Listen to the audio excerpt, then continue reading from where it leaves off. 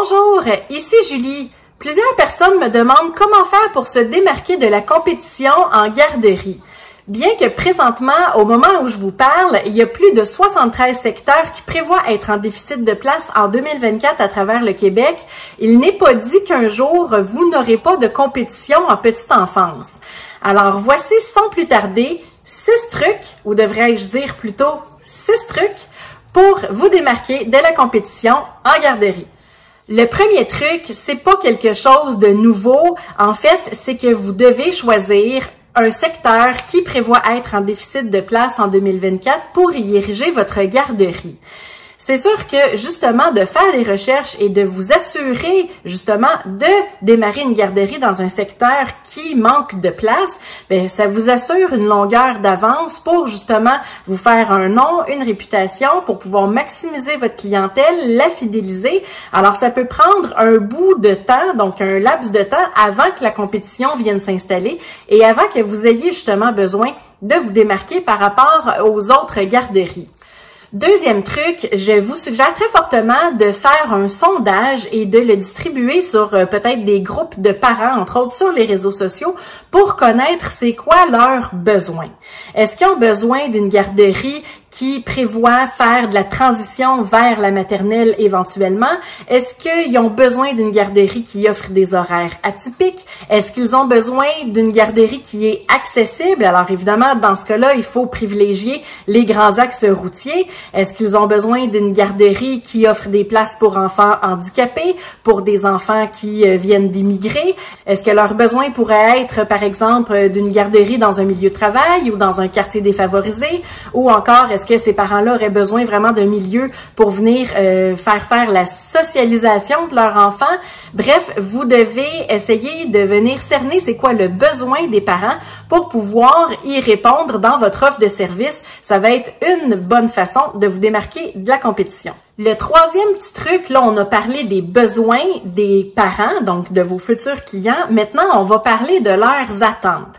Alors, toujours peut-être en discutant dans des groupes de parents, en envoyant des sondages, en vous promenant dans le secteur convoité, dans des lieux où, justement, il y a parfois des rassemblements de parents, comme je vous donne un petit truc, les parcs, les parcs de jeux, des parcs d'amusement de soir de fin de semaine, habituellement, sont bondés de parents par temps chaud, donc vous pouvez toujours aller discuter avec ces parents-là pour voir leurs besoins et surtout leurs attentes. Alors, truc numéro 3, tentez de cerner les attentes de vos parents. Est-ce que les parents souhaitent avoir une garderie que quand on entre à l'intérieur de cette garderie-là, on a vraiment un effet wow. Est-ce que ces parents-là, leurs attentes, ce sont évidemment que les ratios du ministère soient respectés? Est-ce que leurs attentes sont, par exemple, que la garderie, elle offre une bonne éducation aux enfants?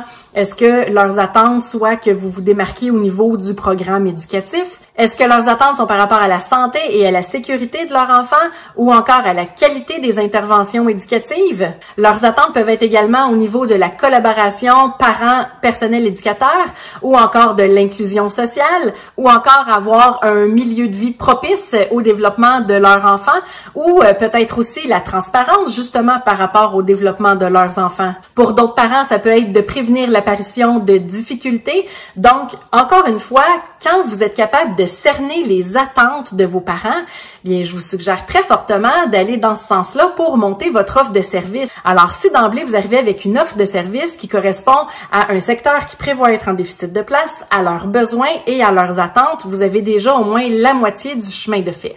Quatrième truc pour pouvoir se démarquer de la compétition en garderie, c'est bien évidemment d'avoir des avantages concurrentiels. Pourquoi est-ce que les gens y viendraient chez vous versus une autre garderie? Qu'est-ce qui fait que chez vous, c'est différent? Est-ce que c'est par le nombre de sorties, par le nombre d'activités, par l'originalité de ces sorties-là et ou de ces activités-là?